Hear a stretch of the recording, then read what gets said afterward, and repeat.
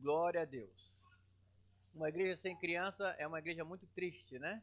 Então, graças a Deus, porque nós temos crianças aqui e é sinônimo de que o Senhor está abençoando os casais, as famílias.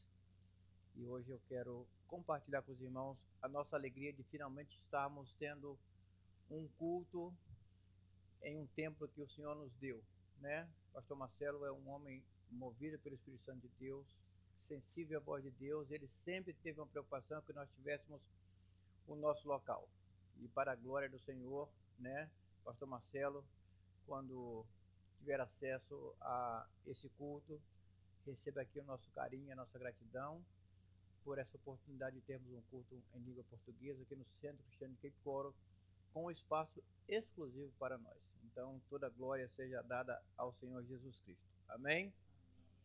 Quero compartilhar com os irmãos uma passagem bíblica registrada no livro de Lucas, capítulo 13, versículo de 6 a 9. E o tema dessa mensagem é: onde estão os frutos? Eu quero que os irmãos fiquem atentos a essa mensagem e que o Senhor possa falar com os irmãos da mesma forma que falou comigo. Nós vamos compartilhar nesse momento essa passagem que diz assim,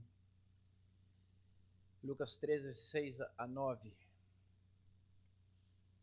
E dizia esta parábola: um certo homem tinha uma figueira plantada na sua vinha e foi procurar nela fruto, não o achando, e disse ao vinhateiro: eis que há 3 anos venho procurar fruto nessa figueira e não acho.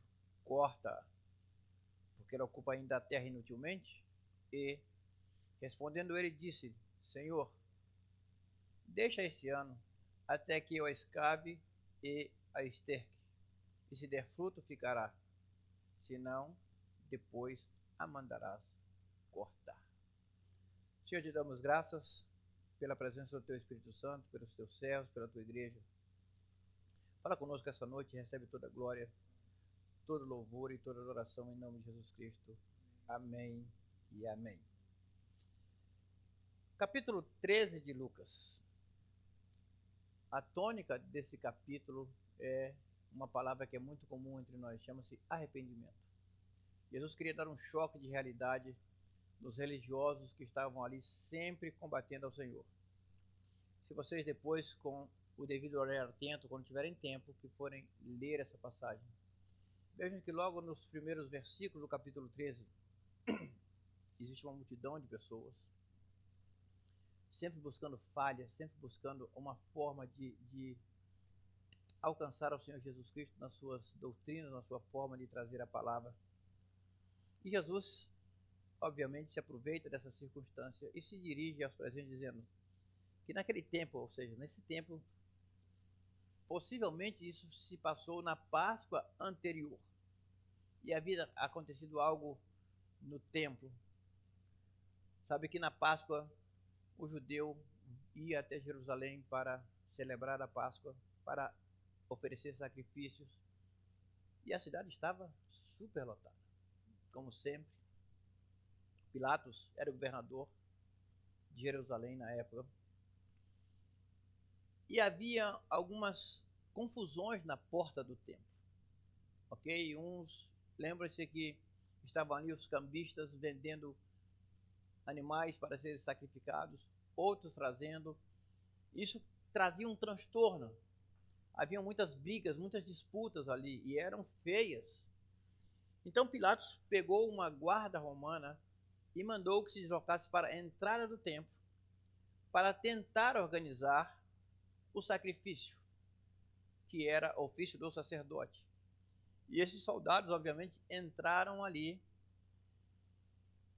E por incrível que pareça, durante a celebração da Páscoa, enquanto o povo judeu estava celebrando, adorando o Senhor, eles começaram a matar os judeus ali.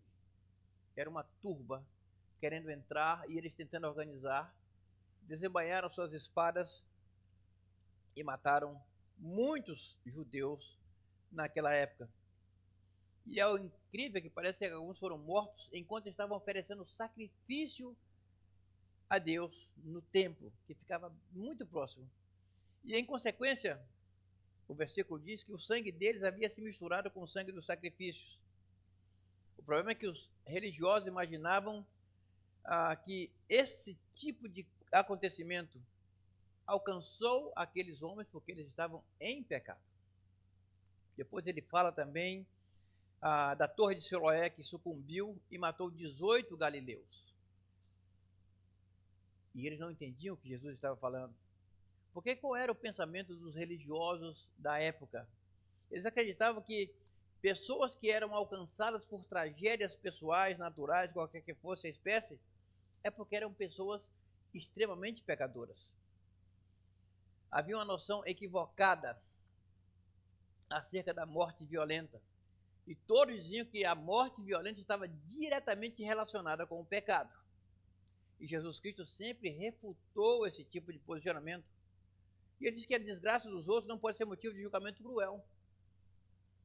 Na verdade, isso aí servia como uma advertência para aqueles que gostavam de criticar e comentar sobre a vida alheia. Olha, aconteceu com os hebreus, aconteceu com os galileus, pode acontecer comigo, pode acontecer com qualquer um. Você sabe que nós temos por hábito, muitas vezes, estar mais preocupado com a vida dos outros do que com a nossa própria vida. Nós temos por hábito observar o que as pessoas fazem, sem sequer fazermos uma leitura do que nós estamos fazendo. Então Jesus estava combatendo exatamente esse tipo de conduta. Uma vez, João, não sei de onde João tirou essa ideia. Ele perguntou a Jesus, porque Jesus estava falando sobre a perseverança em entrar no reino dos céus. E ele perguntou, são poucos os que se salvam? E depois ele se refere a Pedro e diz, e esse aí? Reparem que nós estamos mais preocupados com a salvação alheia do que com a nossa própria salvação. Mais preocupados com a forma que nós vislumbramos a relação das outras pessoas com Deus do que a relação que nós realmente vivemos com Deus. E essa parábola, ela tem por escopo explicar a necessidade urgente de arrependimento. É para dizer que ainda tem chance, podemos mudar, Deus tem misericórdia. E Deus, nessa parábola, ele abre uma grande oportunidade. Deus quer dar uma oportunidade para mim, para você, para aqueles que nos escutam, todos que nos ouvem. E essa parábola nós temos coisas riquíssimas para abstrair dela. Essa parábola ela é curtinha, são somente 6 versículos, mas a riqueza dos seus ensinamentos são tremendas. No versículo 6a, a parte A diz assim, e dizia essa parábola, um certo homem tinha uma figueira plantada na sua vinha. Olha o que diz Mateus capítulo 15, versículo 13. Ele, porém, temos aí Mateus 15, 13. Ele, porém, respondendo, disse, toda planta que meu Pai Celestial não plantou será arrancada. Percebam que esta figueira, irmãos, não estava ali por acaso. Esta figueira é um símbolo do que nós representamos na obra do Senhor. É o símbolo de uma igreja que está plantada no centro da vontade de Deus. Olha que o dono da vinha, ele escolheu aquela figueira para estar ali. Ela não nasceu ali aleatoriamente, não. Ela foi plantada.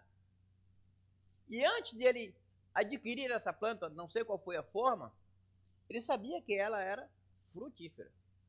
Ela tinha que frutificar. Um detalhe interessante é que ele diz que esta figueira estava plantada na vinha, no meio da vinha.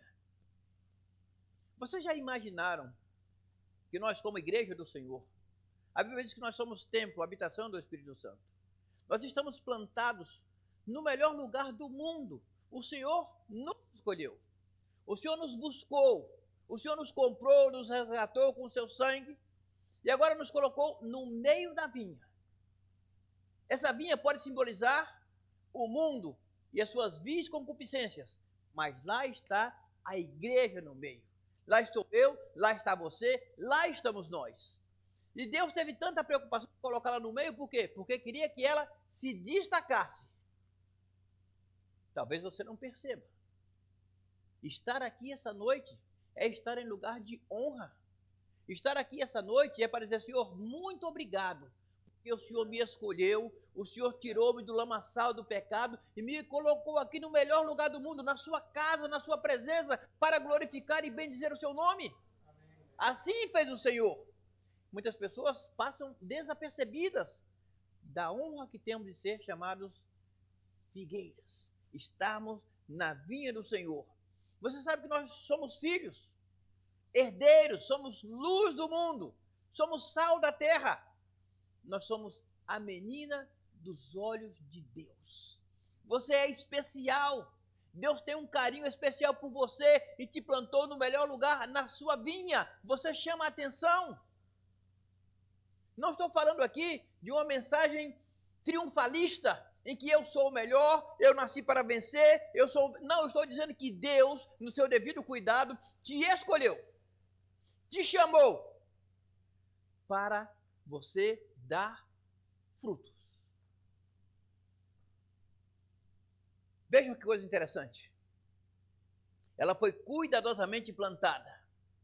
Não foi obra do acaso. Estava em posição de destaque. A figueira estava em um solo fértil.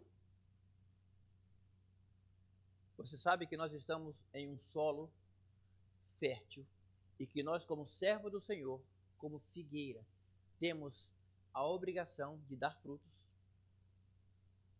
O problema é que nós dimensionamos frutos gigantescos e nós imaginamos que uma cereja é diferente de uma jaca. Estou falando para brasileiros que sabem o tamanho de uma jaca e o tamanho de uma cereja. Deus não está preocupado com o tamanho da fruta que você vai produzir. Deus está querendo que você produza frutos. Muitas vezes nós estamos querendo fazer obras grandes e Deus não está preocupado com o tamanho, porque a glória não é para nós. Esse culto aqui não é antropocêntrico, esse culto é cristocêntrico. Toda glória, todo louvor, toda oração vai para Jesus.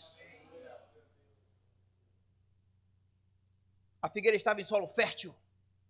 Olha como somos o solo que nós estamos plantados. Nós temos a palavra do Senhor, que nos conduz, que nos orienta. Lâmpada para os meus pés e luz para o meu caminho, assim dizia o salmista. Nós temos a oração. Irmãos, a oração é uma disciplina que faz com que Deus se movimente. Eu posso jejuar, eu posso fazer qualquer outra coisa, mas quando eu oro, o Senhor se inclina para ouvir a minha oração. Esse terreno é tão fértil que faz com que o Senhor pare para me ouvir. Quantas pessoas estão em desespero dizendo, Senhor, o que eu vou fazer? Eu tenho um filho que é drogado, o meu casamento está de mal a pior. Ele pode buscar qualquer disciplina religiosa, mas no dia que você se prostra diante do Senhor e diz, Senhor, eu preciso de Ti. Compadece-te de mim, ó Senhor. Te necessito. E não pode ser amanhã, tem que ser hoje. Não estou dizendo com isso que Deus vai te dar uma resposta imediata, mas vou dizer para você que os olhos do Senhor vão estar atentos à oração que você faz, porque você está em solo fértil e o Espírito Santo vai levar essa oração até o trono de Deus. Nós temos todas as disciplinas espirituais como fonte de nutrição para a alma e para o espírito, porque nós fomos plantados em Cristo. Nós fomos plantados em Cristo. Segundo, quarto, a figueira era frondosa. Essa árvore, irmão, ela se destacava pela aparência. Folhas verdes, galhos firmes, o firmamento lhe pertencia. Você sabe que hoje nós temos algumas pessoas, algumas igrejas semelhantes a essa figueira. Templos colossais. Pastores acima da média, extremamente populares. As folhas estão aparecendo mais do que o fruto. Cantores que estão arrebatando milhões de pessoas para ouvir a sua voz. As folhas aparecem. Os galhos aparecem. E o fruto? Às vezes não vemos. Nós temos visto grandes homens de Deus, semelhante a essa figueira, com folhas lindas, maravilhosas, pujantes.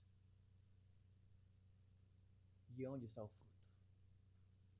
Às vezes não se vê. Às vezes não se percebe. Hoje temos todas as bênçãos que nós possamos desfrutar da parte de Deus. Segundo, quinto, essa figueira ela tinha uma coisa interessante. Estava madura, pronta para produzir fruto. Lucas 13:7 diz assim: E disse ao vinhateiro: Eis que há 3 anos venho procurar fruto nessa figueira, e não acho. Corta, porque ela ocupa ainda a terra inutilmente. 3 anos. Já estava passando da hora de produzir fruto. Talvez essa noite eu esteja pregando para crentes maduros que estão na carreira da fé há muito tempo. E o Espírito Santo vai nos perguntar, vai nos confrontar essa noite e vai perguntar: onde estão os frutos? Essa figueira estava pronta para frutificar, mas não tinha frutos. Onde estão os nossos frutos? Não estou falando de frutos da carne, obras sociais. Não, Deus não está se preocupado e nem quer ouvir falar nesses temas. Estou falando de frutos que glorificam o nome do Senhor. Frutos que as pessoas veem Cristo na sua vida. Frutos em que as pessoas, ao olhar para você, sentem prazer em ver que você, quando abre a sua boca, não é para contar piadas, não é para fazer fofocas, não é para perder tempo falando da vida dos outros, mas é para falar de Cristo e esse crucificado. Abre a sua boca para orar por alguém necessitado. Abre a sua boca para aconselhar alguém que precisa de um conselho. Esses são os frutos que temos que produzir. Deus espera frutos na nossa vida. 3 anos procurou e não achou. Uma figueira frondosa, bonita, folhas verdes, porém sem frutos.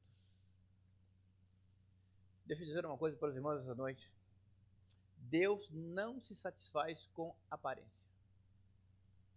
fachada, beleza exterior. Deus sonda o nosso coração. Deus está à procura de frutos e Ele quer ver esses frutos. Muitas vezes nós estamos produzindo doutrina sem vida, fé sem obra, palavra sem prática e remorso em vez de arrependimento. Deus procura frutos e não folhas. Não me interessa se você é bonito por fora, se o templo é suntuoso, se o pastor passa uma impressão que as pessoas ficam: oh, uau, é um semideus. Não, são folhas. Uma retórica mal elaborada são folhas. Um evangelho divorciado de Cristo são folhas. Um louvor que não sobe ao trono da graça são folhas. Uma pregação mal preparada em que as pessoas estão ávidas por ouvir a palavra do Senhor e quando chegam na igreja tem a frustração e a decepção de ouvir religião. São folhas. Deus procura frutos e não folhas. E você sabe que Deus tem todo o direito de esperar frutos das nossas vidas? Claro! Foi Ele que nos plantou.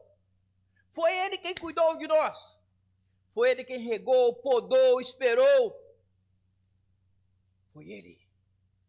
Foi Ele quem nos amou. Foi Ele quem deu o seu único filho. Foi Deus quem mandou o Espírito Santo. Foi Deus quem nos deu a sua palavra. Escute. Foi Ele quem nos vocacionou, nos chamou, nos preparou e nos enviou para darmos frutos e que esse fruto permaneça. João capítulo 15, versículo 8 diz assim: Nisto é glorificado meu Pai, que deis muito fruto e assim sereis meus discípulos. Nós, como representação dessa figueira, irmãos, temos o privilégio de termos sido plantados por Deus na vinha, mas nós temos que ter responsabilidade de dar frutos. O privilégio de estar na vinha é uma coisa, responsabilidade em dar frutos é outra. Talvez esse seja o nosso grande dilema, de não entendermos os perigos da esterilidade de nós enquanto figueiras. Na verdade, a esterilidade não era um mal neutro, era um desastre. 3 anos sem dar frutos, ocupando um espaço. Você já imaginou? Uma pessoa que é talentosa, tem habilidade para pregar, se omite. Tem dom de louvar, se omite. Tem habilidade para ensinar, se omite. É um excelente evangelista, pode sair na rua e ganhar uma pessoa com a sua habilidade vernacular, se omite. O que foi que ele disse? Está ocupando o espaço inutilmente.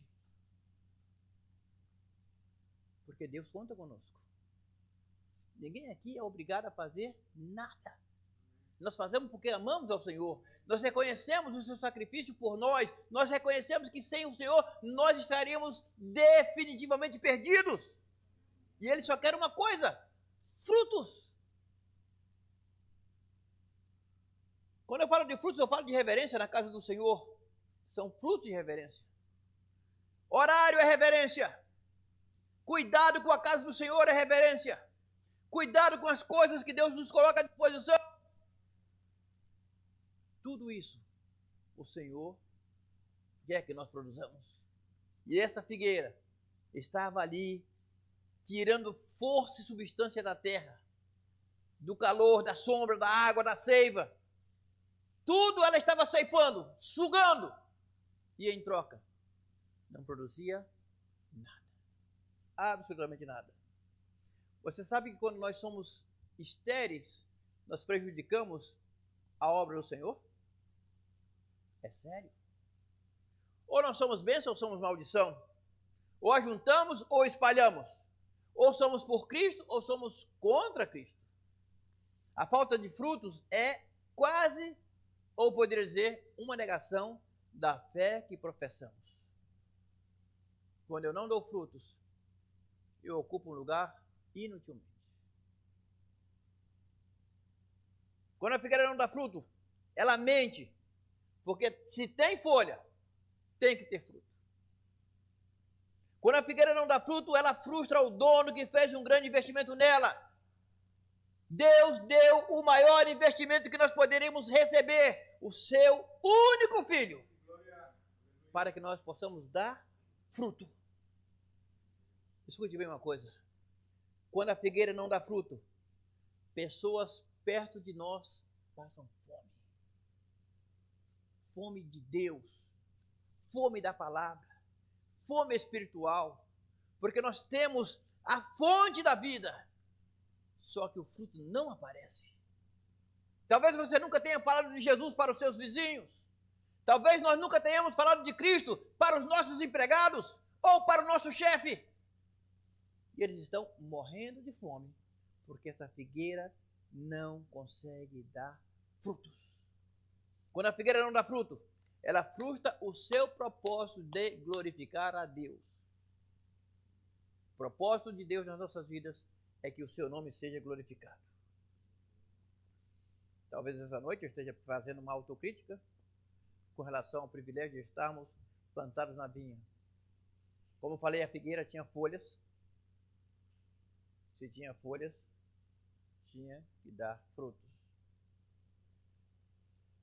Estava plantada no meio da vinha. Estar plantado no meio da vinha é o ponto de partida para dar frutos. João capítulo 15, versículo 16 diz assim, escute isso.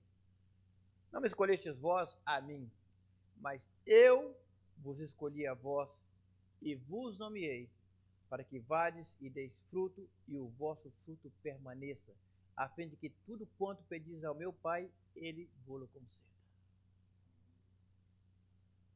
Você já viu pregadores que pegam a Bíblia, lê e fecha e começa a falar sem ter como referência a Bíblia? Isso é muito comum. Quando eu falar, ouvirem-se. Se um pregador sobe no púlpito e não é fiel à sua palavra, não é fiel à palavra de Deus, ele não merece crédito. Por quê? Porque quem fala não sou eu, quem fala é o Espírito Santo de Deus, quem usa é o Espírito Santo de Deus, quem recebe a glória é o próprio Deus. Então, se estamos aqui, os instrumentos que Deus colocou à nossa disposição têm e devem ser usados. Deus nos deu o Espírito Santo para me dar inspiração. Deus me deu a sua palavra para me dar conhecimento. Deus me deu capacidade cognitiva para traduzir o que Deus quer falar, e através do que eu estou lendo, o Espírito de Deus está falando em nossos corações e a glória vai para o Senhor Jesus. Nós não fomos escolhidos por Ele com propósitos espirituais definidos, dar frutos. Faziam 3 anos que aquela figueira estava sendo observada. Ela não estava produzindo os frutos esperados. Deus está observando a sua igreja na face da terra. Deus está observando os seus servos que estão em vários templos e em vários lugares do mundo. E o que é que Deus quer? Frutos. Esse homem foi uma vez, foi no 2º ano, foi no 3º ano. E onde estava o fruto? Deus te chamou para uma grande obra.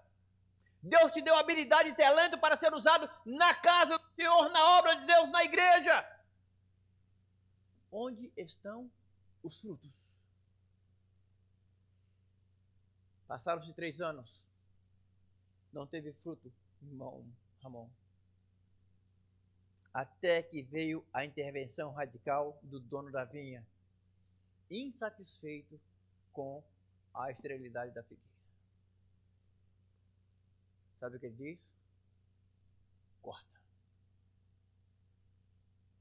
Vocês já imaginaram Deus ficar insatisfeito conosco, porque nos plantou no meio da vinha, nos escolheu para darmos frutos? Não estou preocupado com a qualidade, no tamanho do seu fruto, mas Deus quer que nós demos frutos. Chegou uma hora que o dono não suportou mais e corta. Ô, irmãos, estar na casa do Senhor, com tantas pessoas passando fome, e nós não estamos dando fruto. Passa 1 ano, sentado no banco. 2 anos, mesmo lugar. 3 anos. Não me diga que você não foi chamado para nada. Mentira! Todos nós temos uma chamada de Deus. No dia que nós aceitamos Jesus, no dia que Jesus Cristo nos chamou, nos convocou, nos comissionou, nos enviou, porque Ele sabe que nós temos que dar frutos. 3º ano, sem fruto. Corta. O dono da vinha mandou cortar. Mas que Deus cruel? Não, justo. Porque nós estávamos usando inutilmente. Ele deixa bem claro. Eu te dei voz, eu te dei capacidade intelectual, coloquei dentro de você o meu espírito. Fala, prega, faça com que as pessoas vejam os seus frutos. Por que ele mandou cortar? Porque ele considerou que aquele investimento foi alto demais. O preço que Jesus Cristo pagou por nós foi alto. E parece que não valeu a pena. Muitos estão desprezando. Muitos estão dando as costas para Jesus quando se omitem daquilo que sabem que deveriam fazer como gratidão pelo que Cristo fez por nós. A planta não dava resposta. Até que, vendo o perigo daquela árvore ser definitivamente tirada da vinha, o vinhateiro intercedeu pela figueira. A Bíblia diz que onde abundou o pecado, superabundou a graça de Deus. Esse homem é fantástico. Quando ele viu que o dono da vinha estava disposto a cortar, ele entra no cenário. Quando ele vê que o homem, o dono, diz: olha, não quero mais, não tem jeito, ele diz: tem jeito. Quando ele vê que vão cortar definitivamente e nunca mais vai te ouvir falar no nome daquela figueira, ele diz: não, calma. O nome daquele vinhateiro chama-se Jesus de Nazaré. Oh, aleluia. Versículo 8, ele diz assim, olha, e disse-lhe: Senhor, deixa esse ano até que eu a escave e a esterque. Dá mais uma oportunidade. Eu vou cuidar dela. Eu vou cuidar da minha igreja. Eu vou fazer o que for necessário. Se tiver que fazer um buraco para que tenha acesso às raízes, eu vou cuidar. Dá mais uma oportunidade. Estamos perdendo a oportunidade de fazer o melhor para Jesus. Estamos perdendo a oportunidade de ver o nome do Senhor sendo glorificado. E aí o Senhor diz: olha, não vou mais contar com você. Não conto mais com essa igreja. E Jesus Cristo diz: não, eu morri por ela. Eu me entreguei por ela. Eu morri por você, morri por você. Dá mais uma oportunidade. E essa noite, Jesus está nos dando mais uma oportunidade de dar frutos para que o seu nome seja glorificado. O nome daquele vinhateiro é o maravilhoso Jesus. Ele estava falando: vamos restaurar essa planta. Vamos cuidar dessa planta. Talvez a igreja esteja enferma. Deixa eu cuidar. Talvez aquele irmão esteja magoado. Tem uma cicatriz emocional. Deixa eu cuidar. Não corta. Não tira. Mas aquele irmão está em pecado. Não se preocupe. O pecado não é problema seu. É entre ele e Deus. Deixa eu cuidar. Deixa que eu tomo conta. E vejam a eficácia da intervenção desse vinhateiro. Ele foi longânimo, amoroso e compassivo e disse: deixa mais esse ano. Quanto tempo que estamos na presença do Senhor? E se olharmos para nós como figueira, as folhas estão bonitas, terno, gravata, uma igreja linda, mas onde estão os frutos? E Deus está dizendo: não, corta! E Jesus diz: não, dá mais uma oportunidade. Ele intercedeu por aquela árvore estéril. Aquela árvore tinha uma pena de morte decretada. Como muitos cristãos hoje em dia, que estão, ocupando inutilmente a terra. Ele quer cortar. E Jesus Cristo disse: não. Sabe o que Jesus Cristo fez para aquela árvore? Ofereceu perdão e deu uma nova oportunidade. Mais um ano. O amor de Deus é tão grande. Aqueles 3 anos que não produziu-se nada foram apagados. Já imaginou isso? Tudo aquilo que ele não conseguiu construir foram extintos.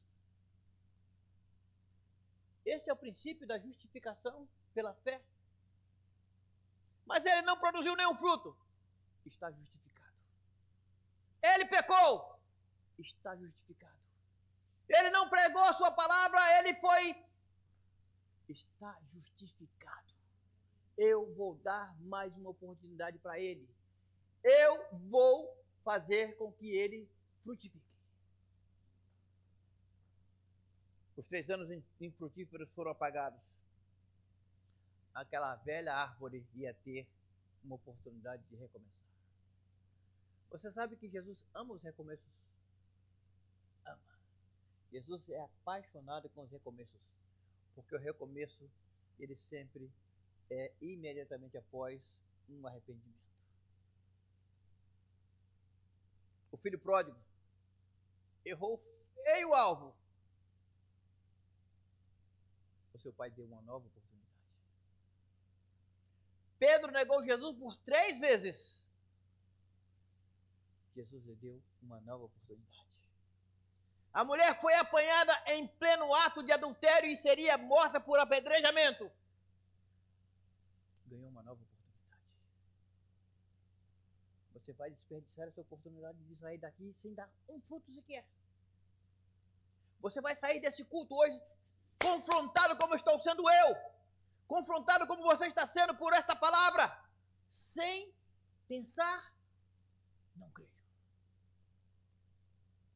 O rei Ezequias, ao saber do seu decreto de morte, chorou piedosamente, amargamente, disse: Senhor, lembra-te de tudo que eu fiz. Ezequias foi aquele que construiu os aquedutos que traziam água de fora para dentro de Jerusalém quando ela estava sitiada. Ganhou mais 15 anos. Oportunidade.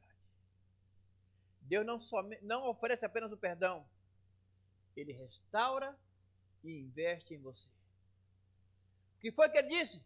Eu vou escavar ao redor. Por que ele disse isso? As raízes daquela figueira estavam sufocadas por ramos, terra. Impedia de ela ser nutrida. E limpar uma árvore às vezes dói, porque tem que fazer sucos. Escute uma coisa. Quando Deus estiver limpando a nós como figueira, vai doer. As provas virão. Os confrontos virão. Mas nós estamos pedindo uma nova oportunidade para Deus essa noite. Vai haver lágrimas, cicatrizes, dói, mas é eficaz. Quando nós morávamos no Brasil, na minha casa tem um pé de jabuticaba. Essa jabuticaba é o xodó da Maria. Essa planta ela leva mais ou menos 10 anos, não sei, um tempo longo, para produzir os primeiros frutos. Compramos essa jabuticaba e olhava para ela 1 ano, 2 anos, e crescia e nada. Jesus, que árvore endemoniada, essa não dá um fruto. Aí foi quando o botânico disse: meu amigo, fique tranquilo, você se meteu num problema. Você investiu hoje, daqui 10 anos, você vai chupar jabuticaba daí.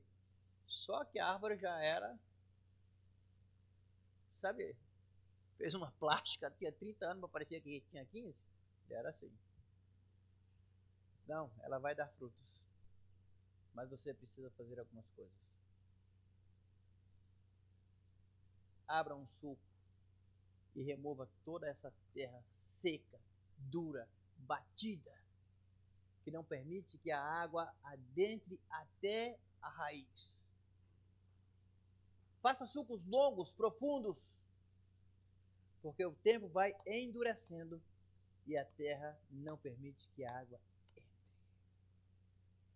E eu comecei a cavar aqueles sulcos profundos.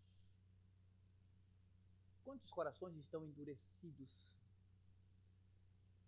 e o Espírito Santo não consegue penetrar nos corações e irrigá-lo com seu amor, a fim de que ele produza frutos de amor, de misericórdia, de graça.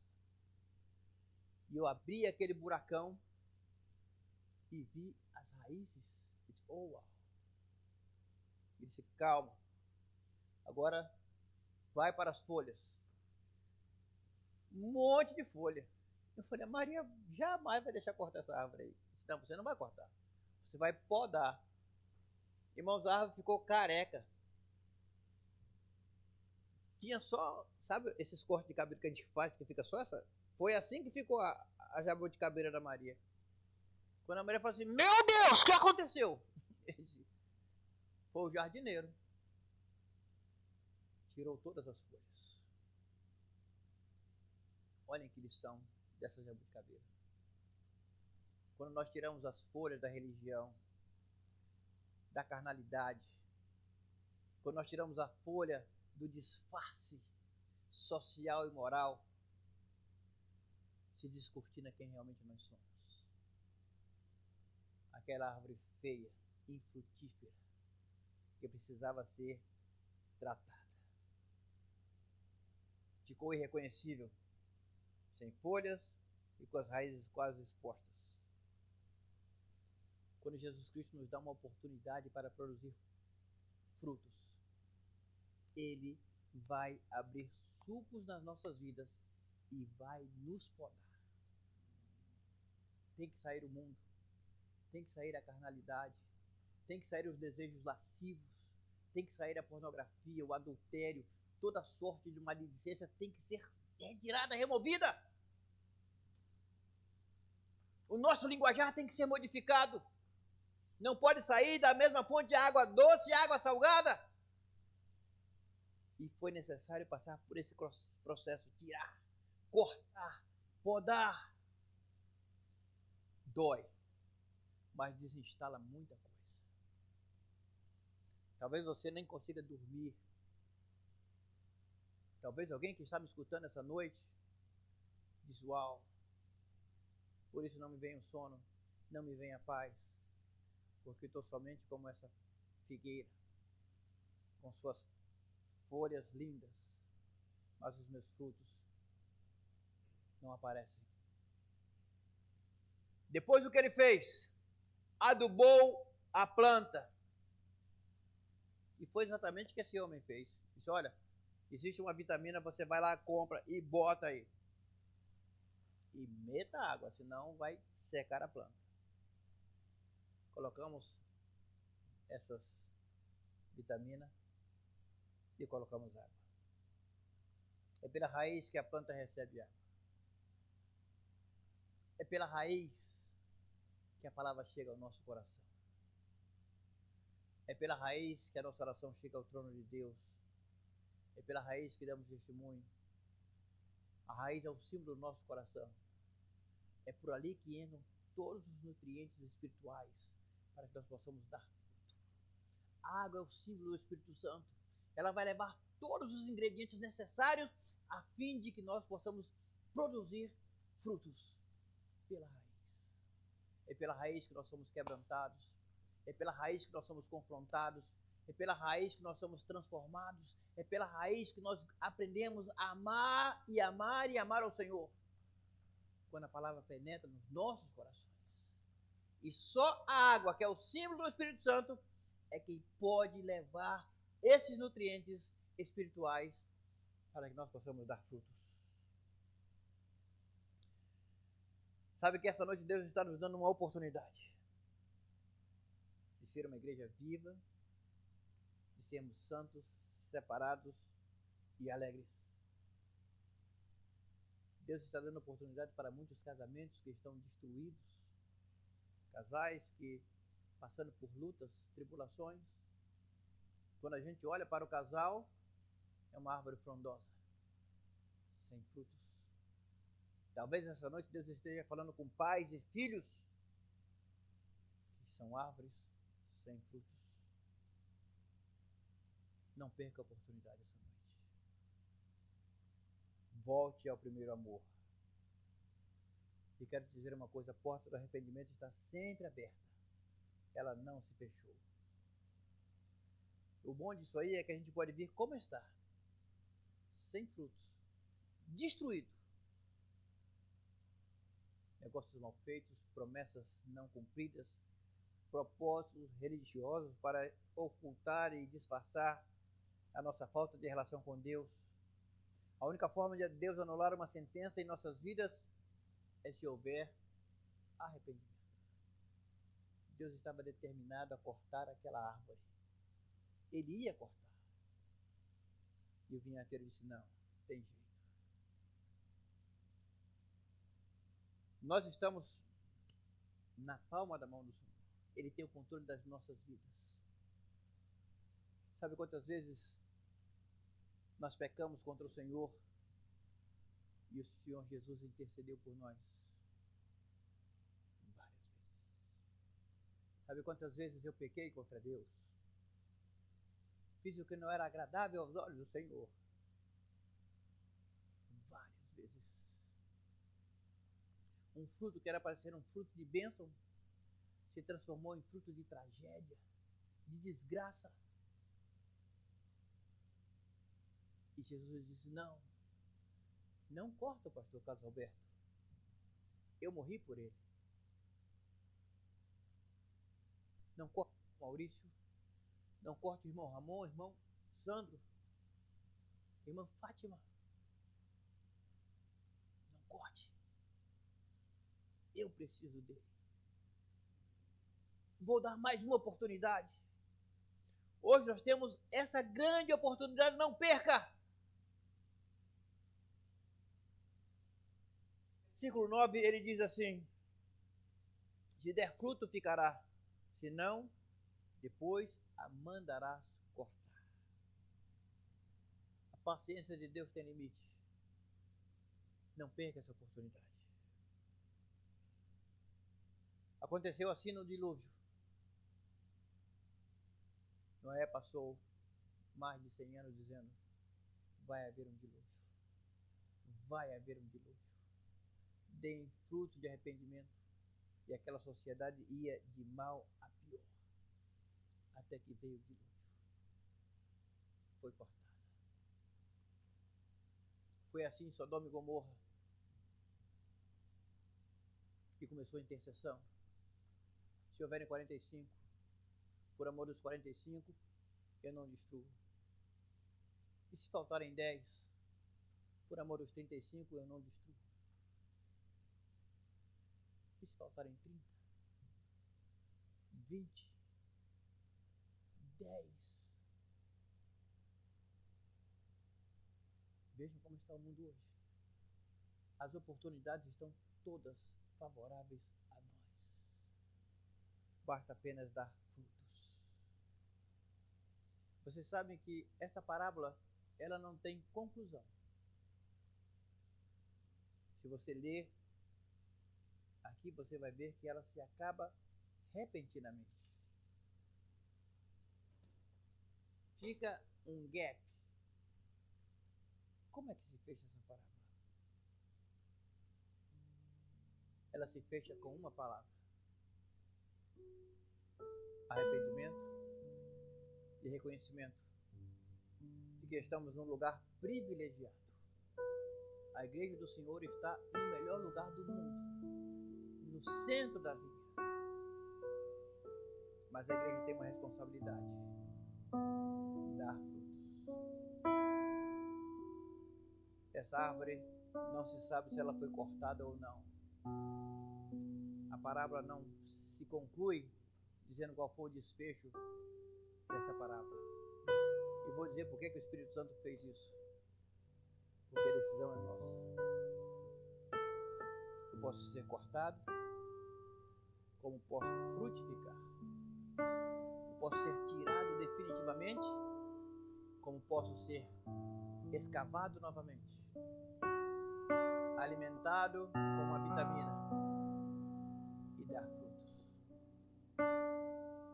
As mensagens duras como essas não é para você correr da igreja e imaginar que o pregador é um carrasco.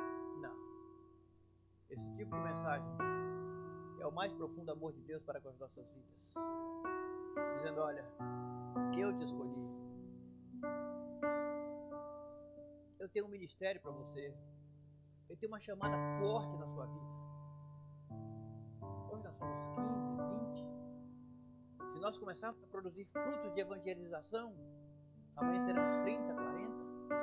Se ao evangelizarmos, começarmos a falar aquilo que o Senhor coloca nos nossos corações, seremos 50, 60. Tudo que se passa em uma igreja não é para a glória de pastor, é para a glória de Deus.